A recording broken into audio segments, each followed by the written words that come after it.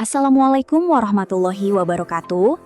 Halo teman-teman, perkenalkan saya Iskara Wilis Rinjani. Pada video pembelajaran kali ini, saya akan membahas materi mengenai gametogenesis, yaitu proses pembentukan sel kelamin pada manusia. Materi ini merupakan bagian penting dalam biologi reproduksi karena berkaitan dengan pembentukan sel sperma dan sel telur yang menjadi awal kehidupan manusia. Selamat menyaksikan, dan semoga materi ini dapat menambah pemahaman kita mengenai proses reproduksi manusia. Sebelum memasuki pembahasan materi, mari kita terlebih dahulu mengetahui tujuan pembelajaran pada video ini.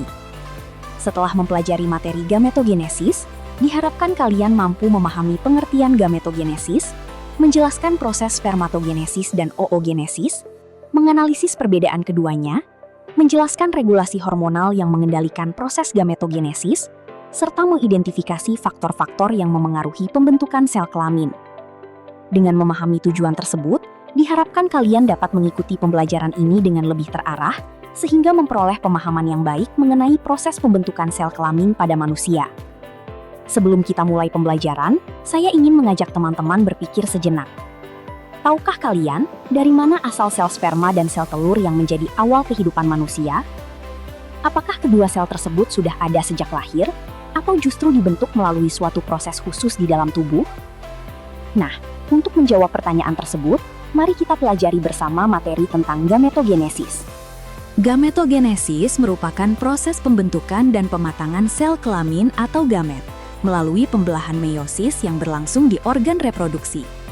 Pada laki-laki, gamet yang dihasilkan berupa spermatozoa atau sel sperma. Sedangkan pada perempuan, gamet yang dihasilkan berupa ovum atau sel telur. Berbeda dengan sel tubuh yang memiliki 46 kromosom atau bersifat diploid, gamet hanya memiliki 23 kromosom atau bersifat haploid. Hal ini sangat penting agar ketika sperma dan ovum bertemu dalam proses fertilisasi, jumlah kromosom kembali menjadi 46, sehingga terbentuk zigot yang normal. Selain menghasilkan gamet, gametogenesis juga berperan dalam menciptakan variasi genetik melalui proses meiosis. Variasi genetik inilah yang menyebabkan setiap individu memiliki karakteristik yang berbeda, meskipun berasal dari spesies yang sama. Secara umum, gametogenesis terdiri atas 4 tahapan. Tahap pertama adalah multiplikasi, yaitu ketika sel induk membelah secara mitosis sehingga jumlah sel bertambah. Tahap kedua adalah pertumbuhan, yaitu sel mengalami pembesaran dan mempersiapkan diri untuk memasuki pembelahan meiosis. Pada tahap ini terjadi sintesis protein, replikasi DNA, serta peningkatan ukuran sel. Tahap ketiga adalah pematangan, yaitu sel mengalami meiosis 1 dan meiosis 2 sehingga menghasilkan sel haploid. Selanjutnya adalah tahap diferensiasi, yaitu perubahan bentuk sel menjadi gamet yang telah matang dan siap berperan dalam proses reproduksi. Spermatogenesis merupakan proses pembentukan sel sperma yang berlangsung di tubulus seminiferus pada testis. Proses ini dimulai sejak seorang laki-laki memasuki masa pubertas dan berlangsung secara terus-menerus selama masa reproduksi. Spermatogenesis dimulai dari spermatogonium yang memiliki 46 kromosom atau bersifat diploid.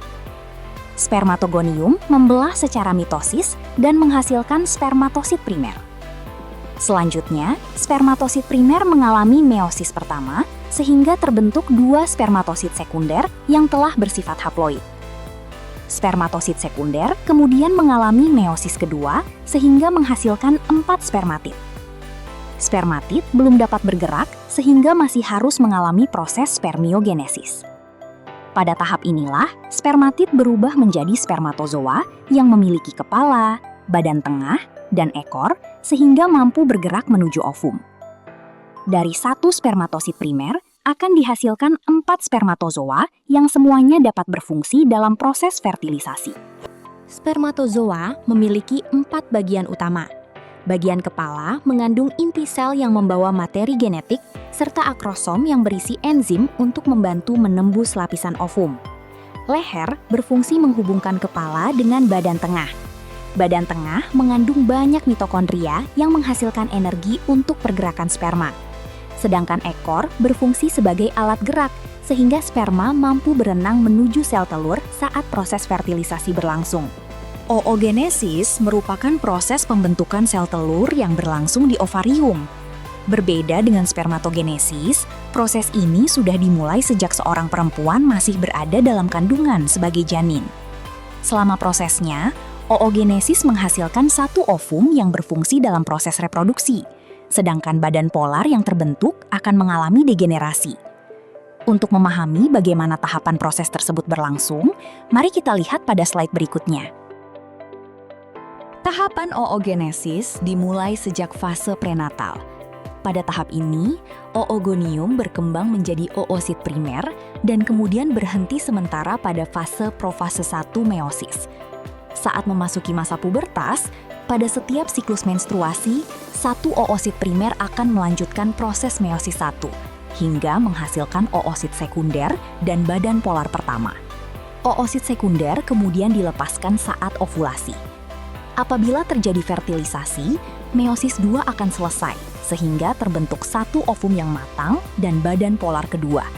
Hal inilah yang menyebabkan satu oosit primer hanya menghasilkan satu ovum yang benar-benar fungsional. Meskipun keduanya merupakan proses pembentukan gamet, terdapat beberapa perbedaan antara spermatogenesis dan oogenesis. Spermatogenesis terjadi di testis, sedangkan oogenesis berlangsung di ovarium. Spermatogenesis dimulai saat pubertas dan berlangsung secara terus-menerus. Sebaliknya, oogenesis dimulai sejak masa janin dan berlangsung secara siklik mengikuti siklus menstruasi. Dari satu spermatosit primer dihasilkan 4 spermatozoa yang semuanya berfungsi. Sedangkan dari satu oosit primer hanya dihasilkan satu ovum yang matang, sementara badan polar mengalami degenerasi. Perbedaan ini menunjukkan bahwa sistem reproduksi laki-laki dan perempuan memiliki mekanisme yang berbeda, sesuai dengan fungsinya masing-masing. Proses gametogenesis dikendalikan oleh hormon reproduksi. Hipotalamus menghasilkan hormon GnRH yang merangsang hipofisis anterior untuk melepaskan hormon FSH dan LH. Pada laki-laki, FSH berfungsi merangsang sel Sertoli, sehingga mendukung proses spermatogenesis. Sementara itu, LH merangsang sel Leydig untuk menghasilkan hormon testosteron yang berperan penting dalam pembentukan sperma. Pada perempuan, FSH merangsang pematangan folikel ovarium dan meningkatkan produksi estrogen. Sedangkan LH memicu ovulasi, merangsang pembentukan korpus luteum, serta meningkatkan produksi hormon progesteron yang penting untuk mempersiapkan rahim apabila terjadi kehamilan. Proses gametogenesis dipengaruhi oleh berbagai faktor. Faktor internal meliputi hormon, usia, dan genetik. Sedangkan faktor eksternal meliputi status gizi, suhu, konsumsi alkohol, kebiasaan merokok, penggunaan obat-obatan tertentu, paparan radiasi, stres, serta polusi lingkungan. Apabila faktor-faktor tersebut terganggu, maka proses pembentukan gamet dapat menurun, sehingga meningkatkan risiko infertilitas atau gangguan kesuburan. Dalam kehidupan sehari-hari, pemahaman mengenai gametogenesis sangat penting. Misalnya, kebiasaan merokok diketahui dapat menurunkan jumlah dan kualitas sperma. Paparan pestisida maupun bahan kimia tertentu juga dapat mengganggu pembentukan gamet. Oleh karena itu, menerapkan pola hidup sehat, mengonsumsi makanan bergizi, berolahraga secara teratur, serta menghindari kebiasaan yang merugikan kesehatan reproduksi merupakan langkah penting dalam menjaga kesuburan. Selain itu, pemeriksaan kesehatan reproduksi juga disarankan bagi pasangan yang mengalami kesulitan memperoleh keturunan. Sebagai kesimpulan, gametogenesis merupakan proses pembentukan sel kelamin melalui pembelahan meiosis. Pada laki-laki, proses ini disebut spermatogenesis yang menghasilkan 4 spermatozoa. Sedangkan pada perempuan disebut oogenesis yang menghasilkan satu ovum fungsional. Keseluruhan proses tersebut dikendalikan oleh hormon reproduksi dan dipengaruhi oleh berbagai faktor internal maupun eksternal. Oleh karena itu, Memahami gametogenesis sangat penting sebagai dasar dalam mempelajari sistem reproduksi manusia serta menjaga kesehatan reproduksi. Demikian pemaparan materi mengenai gametogenesis. Semoga video pembelajaran ini dapat membantu menambah pemahaman kita tentang proses pembentukan sel kelamin pada manusia serta pentingnya menjaga kesehatan reproduksi. Terima kasih atas perhatian teman-teman. Wassalamualaikum warahmatullahi wabarakatuh. Materi dalam video pembelajaran ini disusun berdasarkan berbagai sumber ilmiah yang relevan, meliputi buku biologi reproduksi, buku embriologi, jurnal ilmiah nasional dan internasional, serta sumber terpercaya lainnya yang tercantum pada daftar referensi berikut.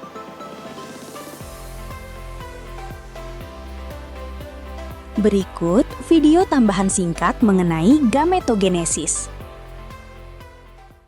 Kalian tahu nggak, nasib setiap manusia ternyata sudah mulai ditentukan bahkan sebelum pembuahan terjadi. Semuanya berawal dari proses luar biasa yang disebut gametogenesis. Gametogenesis adalah proses pembentukan sel kelamin, yaitu sperma pada laki-laki dan ovum pada perempuan. Pada laki-laki, proses ini disebut spermatogenesis dan berlangsung di testis. Dari satu sel induk bisa terbentuk 4 sel sperma yang siap membuahi. Sedangkan pada perempuan, prosesnya disebut oogenesis dan terjadi di ovarium. Berbeda dengan laki-laki, satu sel induk hanya menghasilkan 1 sel telur yang matang, sementara sel lainnya menjadi badan polar yang tidak berkembang. Proses ini terjadi melalui pembelahan meiosis, sehingga setiap sel kelamin hanya memiliki setengah jumlah kromosom. Tujuannya supaya saat sperma dan ovum bertemu, jumlah kromosom kembali lengkap dan terbentuk embrio yang normal. Kalau proses gametogenesis terganggu, risiko kelainan kromosom atau gangguan kesuburan juga bisa meningkat. Jadi, kehidupan setiap manusia sebenarnya dimulai dari proses mikroskopis yang sangat teratur dan menakjubkan. Jangan lupa follow biar dapat edukasi menarik lainnya.